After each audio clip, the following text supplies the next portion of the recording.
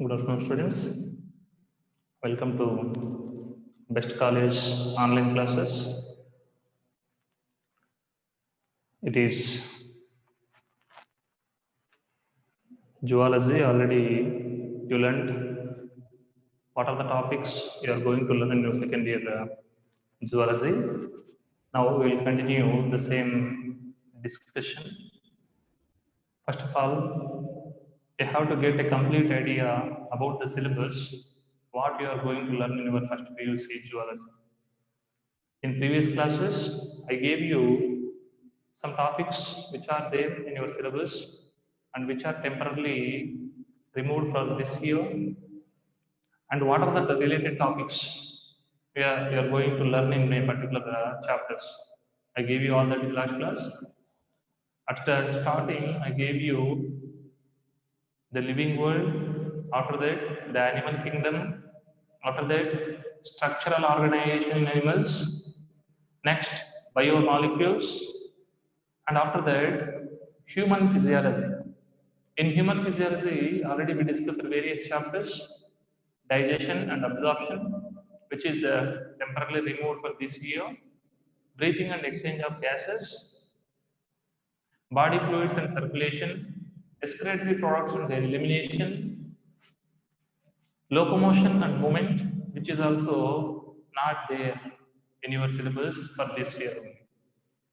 And after completion of the chapters, what are the next topics we are going to learn in human physiology? The next chapter in human physiology, the sixth one in human physiology, that is neural control and coordination. Neural control and coordination.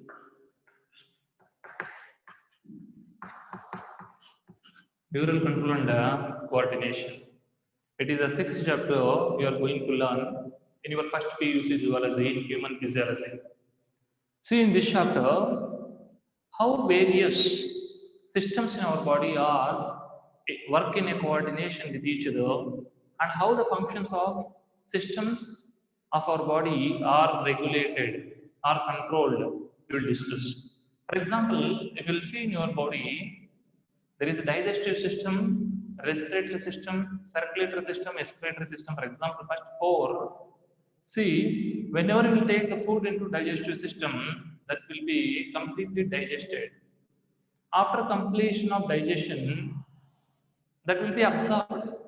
After absorption, this food have to be transported to all the tissues and cells of the body. So that required circulatory system. Circulatory system is required for the transport of food materials. And after reaching into the cells or tissues, the absorbed food materials which reach to the cells have to be burned with the help of a gas, burning gas, you all know that oxygen, and then only you will get energy. So here respiratory system is involved. And after completion of this, after metabolic activities, there is production of nitrogenous waste, which have to be eliminated from our body. Then excretory system have to be involved in this process. So if you observe carefully here, there is interconnection between digestive system, circulatory system, respiratory system and also excretory system. How all systems will always work in a coordination. Who is the master to coordinate all these systems? If there is any disturbance in this coordination, if after completion of digestion and absorption, if your food is not transported to all body parts or all tissues, what will happen? After transportation, if it is not burned in the cell, what will happen? After completion of burning of food, after metabolic activities, the nitrogenous waste which are produced in the metabolisms, if that are not removed by the excretory system, what will happen? So, to maintain coordination between all these systems in our body, A master is required. The master coordinating system in our body is nervous system. Nervous system. So in this chapter, you will learn about human nervous system.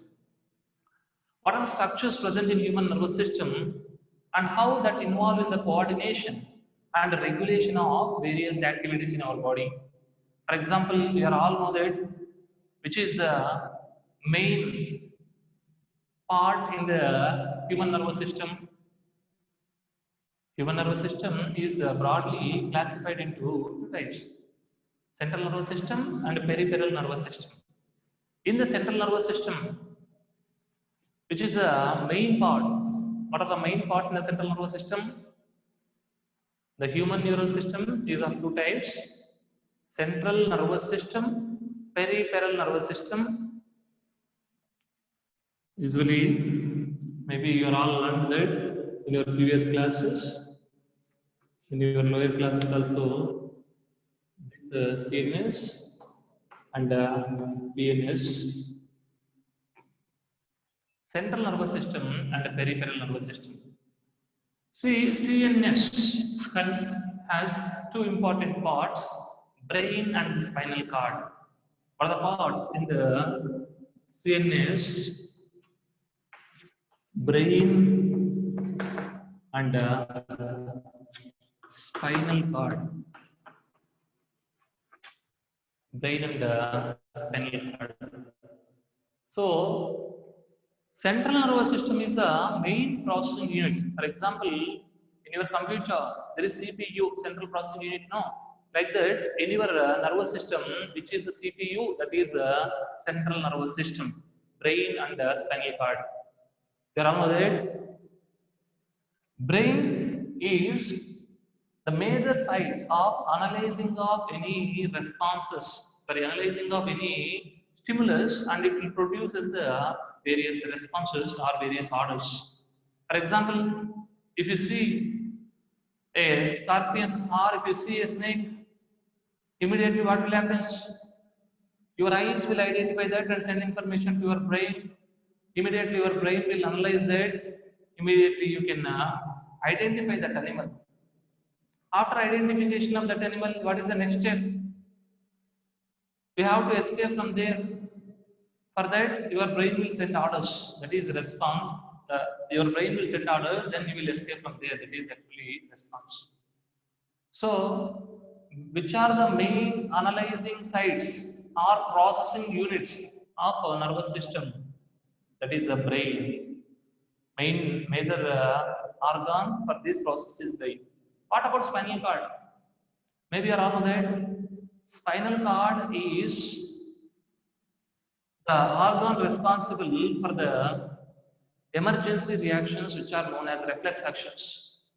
If you touch a hard substance, immediately you will remove your hand. If it is under the control of brain, what will happen? If it is under the control of brain, the information have to reach your brain, that have to analyze, again that have to produce the orders, again that will send the orders to your hand, then you will remove. Before that only what will happen? Your hand will burn. So in this emergency condition, you don't have that much of time. So spinal cord immediately within fraction of seconds create a reflex action. Immediately you can remove your hand. So it is responsible for reflex actions or emergency reactions, which are all involuntary actions. But brain is the major site for the analyzing of all voluntary actions. Okay, all voluntary and also some involuntary actions. Brain is responsible. That you have to keep in your mind. This is a major site of analyzing of information, which play a vital role in the coordinating of various systems in our body. But for emergency reactions or reflex actions, there is a spinal cord.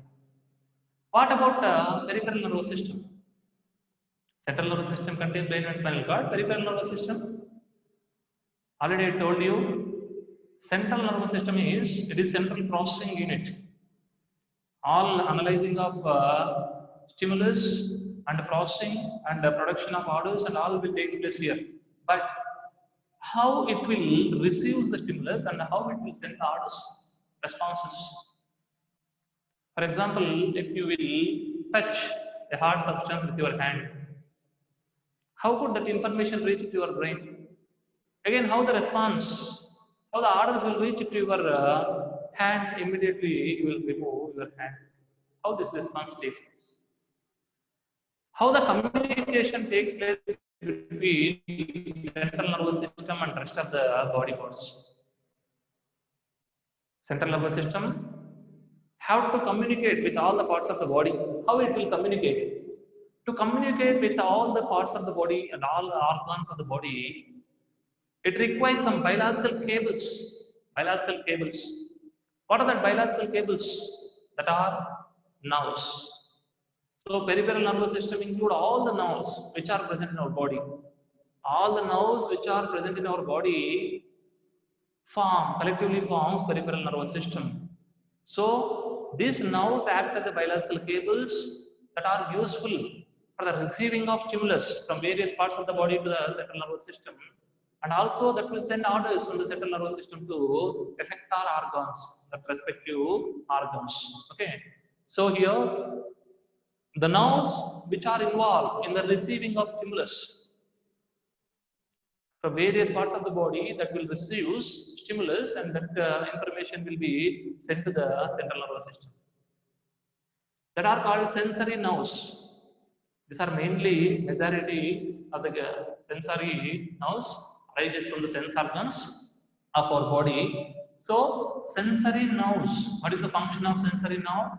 Sensory nerve receives the stimulus from various parts of the body, and that stimulus will be sent to central nervous system. In the central nervous system, the stimulus will be analyzed, or that will be processed, and that leads to production of orders. Then how the orders will be transported to the effector organs? There are one more type of nerves, that is motor nerves. So sensory nerves, motor nerves are two types of nerves present in our body, but along with these, some nerves play both the roles, that can receive the stimulus and also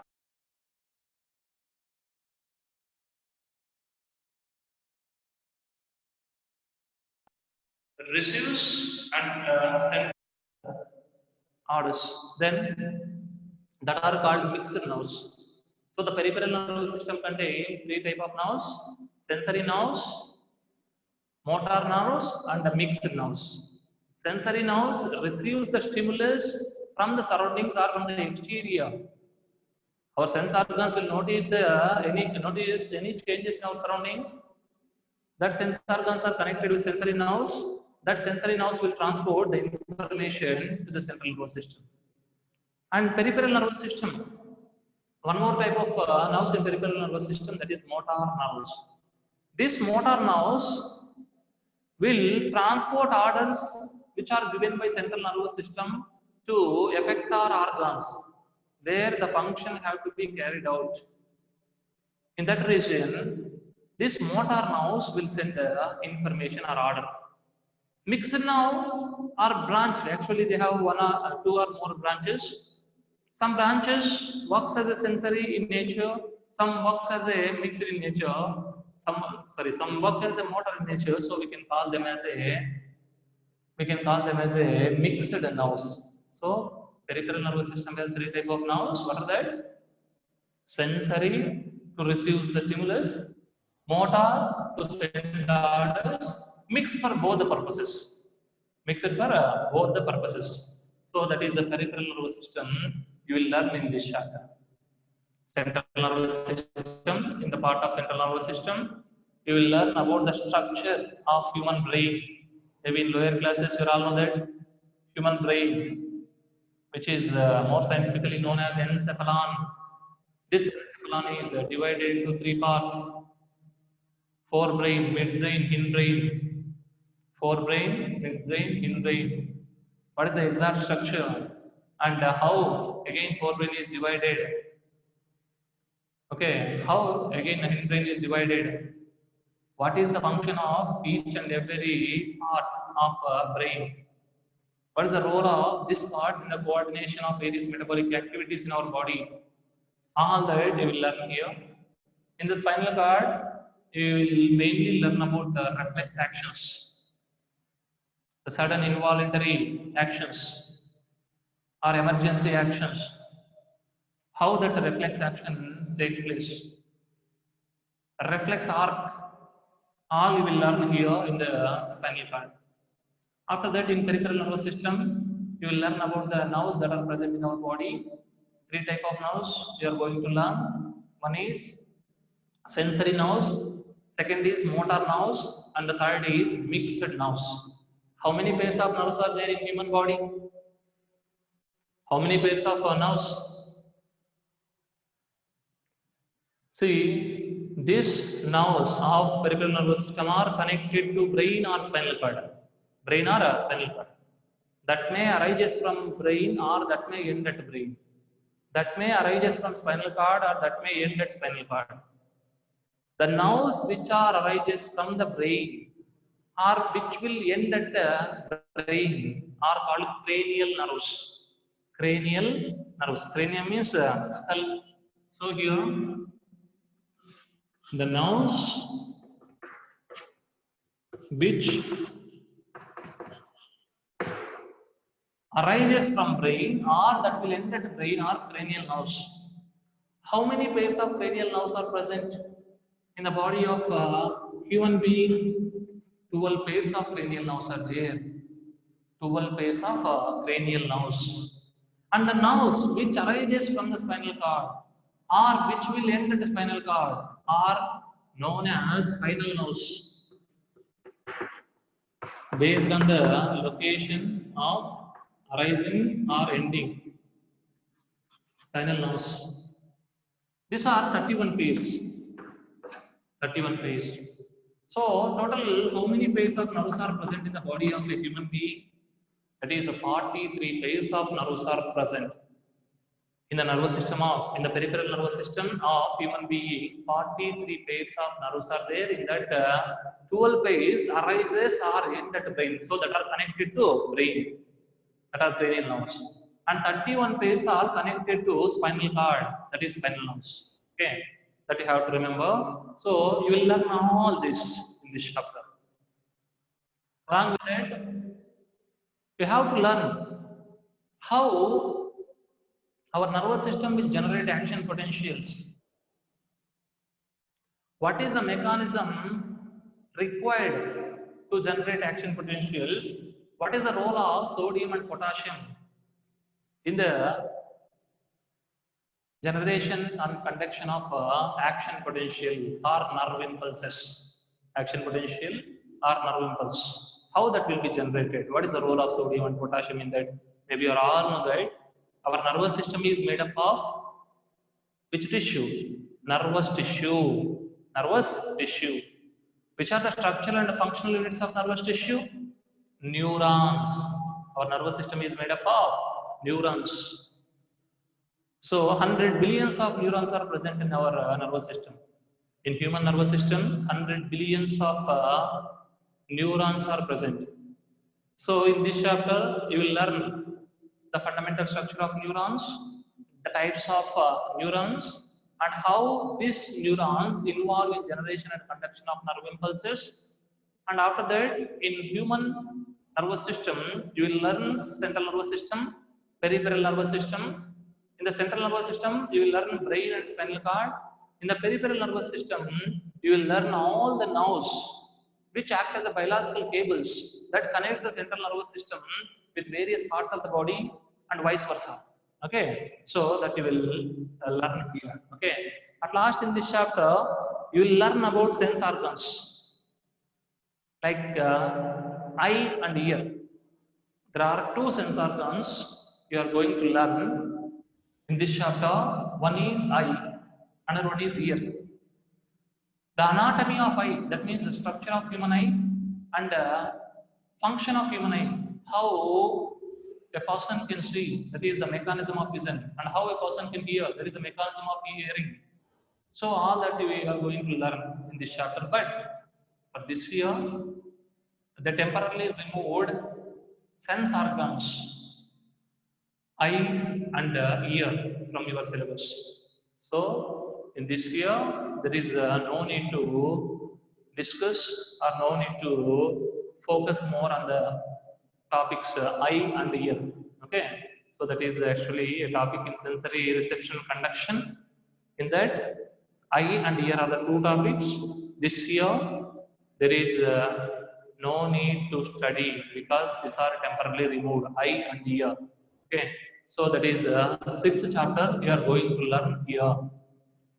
And after that, last chapter you learn in your first PUC syllabus, the part of zoology, that is seventh chapter in human physiology, chemical coordination and integration.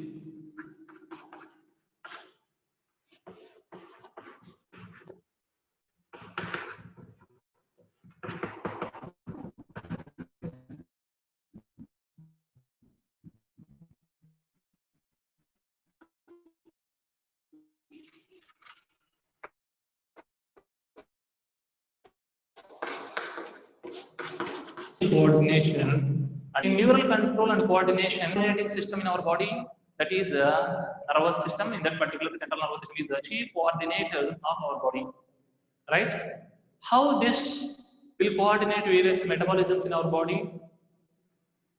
In the form of nerve impulses, it can send its orders.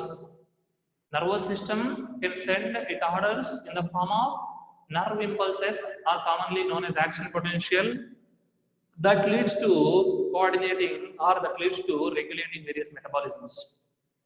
Already I told you, nerves are act as a biological cables that connects various parts of the body to the nervous system. Nerves connects various parts of the body to the nervous system, right? But in our body, the nerves are not innervated to all parts of the body. In majority of the body parts, the nerves are innervated. So majority of our body parts are that are connected to central nervous system. So central nervous system can able to coordinate and regulate the functions. If there is no innervation of nerves, how could it coordinate or regulate the function of that organs or organ systems? Is there any chance for that? There is no chance for that.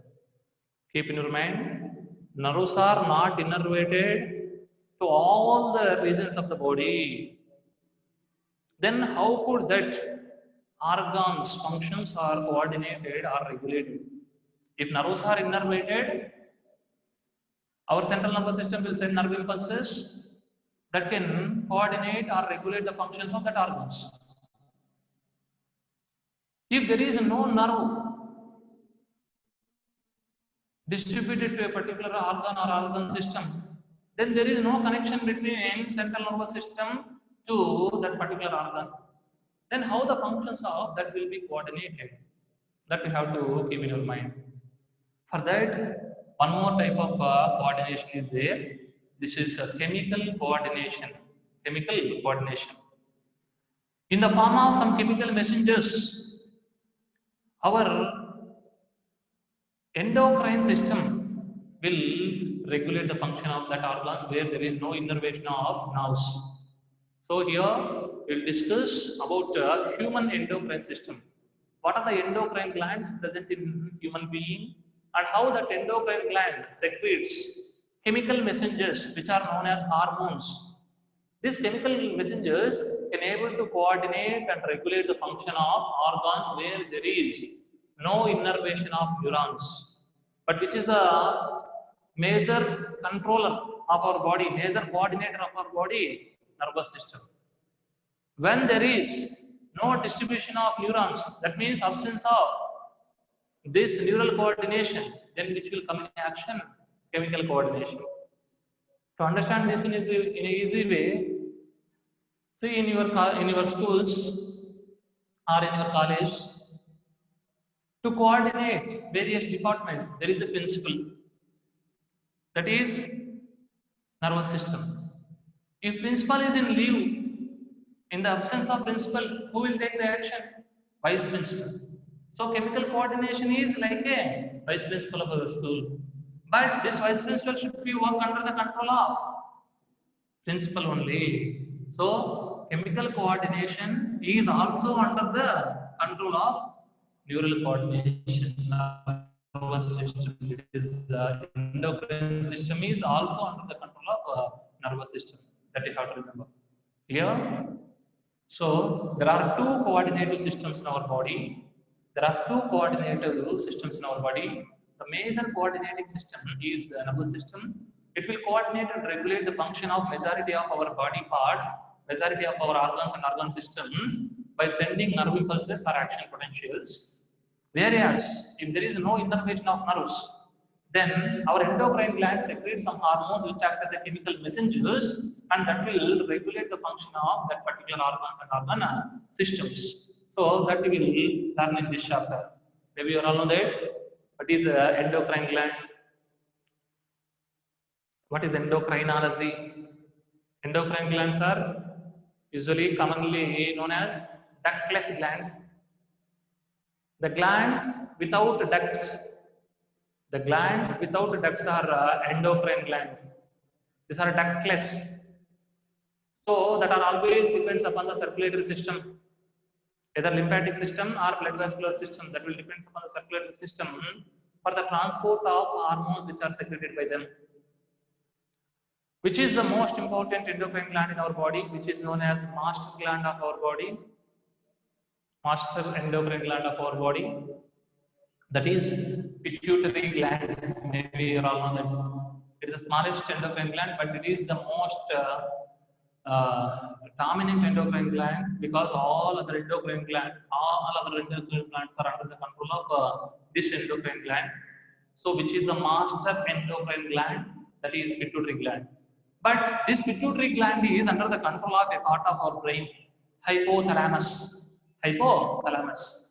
So, master of endocrine gland is under the control of another master present in our brain, that is the hypothalamus. So, hypothalamus is known as master of master gland, master of master endocrine gland. Okay, that you have to remember. Just remember once what are the glands, what are the endocrine glands present in your body. See, in the head region, there are two endocrine glands inside the skull. One is the master gland, pituitary gland. Another one is the pineal gland. In your neck region, there are two endocrine glands. Thyroid, the largest endocrine gland in human body, that is present in the neck region. Along with that, there are 4 parathyroid glands also located here. And if you reach to the thoracic cavity, there is a thymus gland, the size of which will be changes with the increase of age.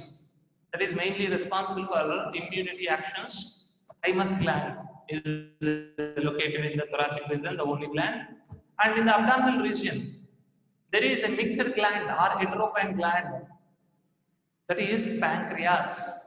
Pancreas is the mixed gland or heterocrine gland, because 98 to 99% of pancreas act as a exocrine gland, because that have ducts that secretes pancreatic juice, which is essential for the digestion of food materials. But 1 to 2% of the portion in the pancreas doesn't possess ducts. They will release their chemical messengers, that is the hormones, into blood or lymph. Because of that, that is non-exocrine, that is endocrine gland. So mixed gland is there, that is the largest mixed gland. Next, on the surface of kidney, there are adrenal glands. Adrenal glands are located, a pair of adrenal glands are located. Along with this, the gonads, that means the primary sex organs. In male, testes; in female, ovaries, also have endocrine nature, that also secretes some hormones. You will learn all that in this chapter, all the endocrine glands of human body, what are the respective hormones secreted by that, what are the functions of that, what are the deficiency effects of that. Hypo means less secretion, hyper means more secretion. If there is any hypo or hypersecretion of this, that leads to various disorders, that also will learn. And how the hormones will work, mechanism of hormonal action, and also how can we classify these hormones based on the chemical natures. So all the topics you are going to learn here. Okay, so that is the syllabus you are going to learn in your first PUC zoology. You all know that. Myself, Rajesh, lecturer in zoology. First, I just introduced what are the topics or what are the chapters you are going to learn in your first PUC zoology. Okay, so without knowing what to study or what to read, you cannot get a proper idea, or you cannot able to study effectively. Now you all know that what are the topics you are going to learn in your first year, first PU zoology. Okay, at starting the chapter living world, after that the animal kingdom, after that structural organization in animals, next biomolecules, and 7 chapters in human physiology. In that, digestion and absorption, breathing and exchange of gases, body fluids and circulation, excretory products and their elimination, locomotion and movement, neural control and coordination, chemical coordination and integration. In these 7 chapters of human physiology, for this year, 2 chapters are temporarily removed to reduce your syllabus. 2 chapters are temporarily removed. What are that? Digestion and absorption, locomotion and movement. So we have to thoroughly prepare and remember these chapters. Chapters means I am not telling you to study the entire details of the chapter, what are the topics you are going to. At least first you have to know what is the syllabus. What is the syllabus? After that you will learn each and every topic in that particular chapter. But before that, in your zoology notes, in first page, you will write all the chapters and put red mark which are deleted for this year. And remaining all topics, you have to remember in a sequence, which is first, which is next, like that. At the time of teaching, if you have an idea about the syllabus, you can easily plan your time, you can easily adjust your time according to that syllabus. Without knowing that, you cannot able to plan a particular timetable. Okay, so that is clear about this syllabus. So syllabus discussion is completed. Then after completion of syllabus discussion, now we'll start the first chapter in your zoology syllabus, that is the living world.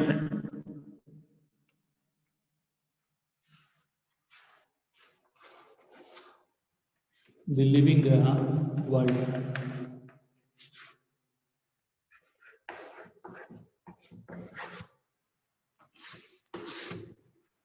The living world. So it is the first chapter we are going to study. This year, the weightage and blueprint all will be changed because there is reduced in your syllabus. So later we will discuss about blueprint or weightage of each and every chapter. Just we'll start the first chapter, the living world. In this chapter, what are the topics we are going to learn? The first topic we are going to learn here in the chapter living world is what is living? What is living? That is the first topic. What is living? So, how could you identify a living thing or a living substance or a living organism? Based on which properties or based on which characters you can notice a substance is a living or non-living. that you will learn here. In this, already I gave you how to identify living thing based on some defining properties. All living organisms possess living cells. They can grow. Even non-living substances also grow, but internal growth takes place in the living things. Reproduction.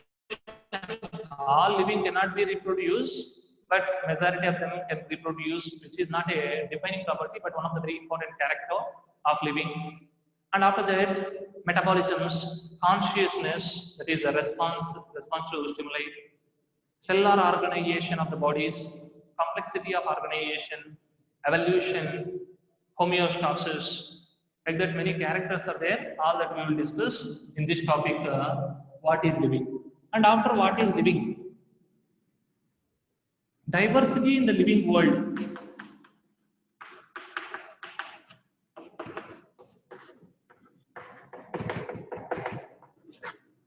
Diversity in the living world. Diversity means difference or variety.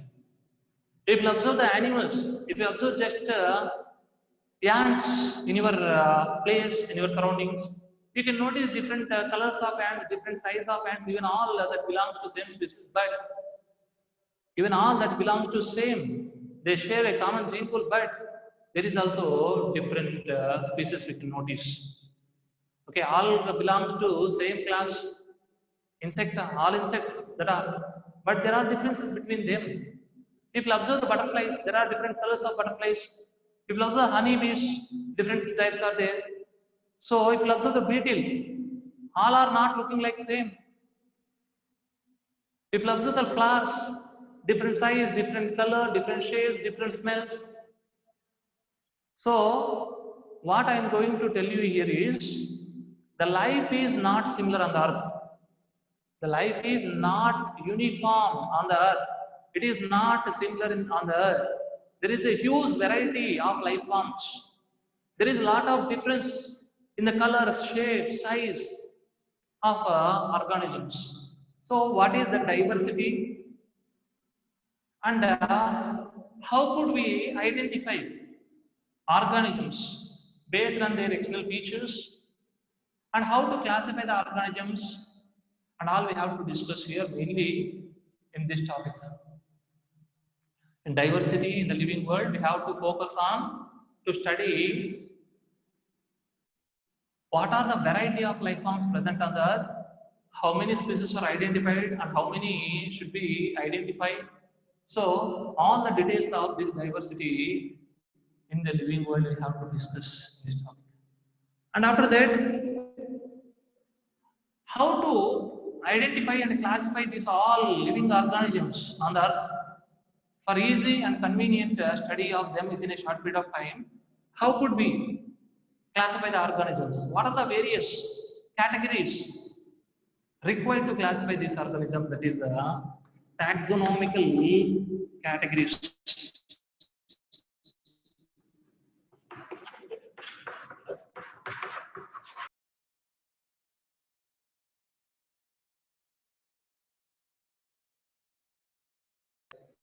Taxonomical categories. So, what are the taxonomical categories? See, already I think you all know that there are 7 obligatory categories that are useful for the classification of an organism. What are the taxonomical categories? See, you all know that in your lower classes you studied 7 obligatory categories. The first one in that kingdom, phylum, class, order, family, genus, species. Kingdom, phylum, kingdom, phylum, class, order, family, genus, and species. So all the details of that we are going to learn here. At last in this chapter, we are going to learn taxonomical aids. Taxonomical aids. So taxonomical aids, the objects which are useful to study, the objects which are useful to study the process of classification or the methods which are useful for the classification of organism. So all the taxonomical aids means any object, any book or any material, whatever the thing that will give or that will provide a knowledge for classification to classify the organisms. So that is taxonomical aid.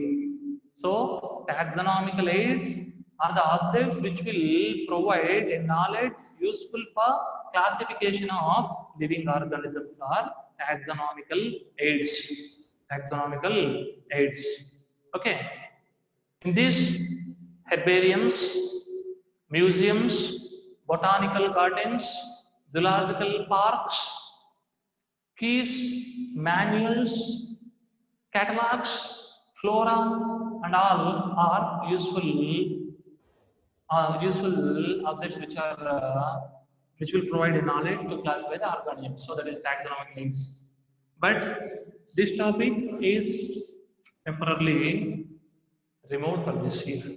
So in the chapter living world, the living world, what are the concepts you are going to study for this year is the first one, what is living, and after that, diversity in the living world, and next taxonomical categories. So that three topics you are going to learn in your first chapter, the living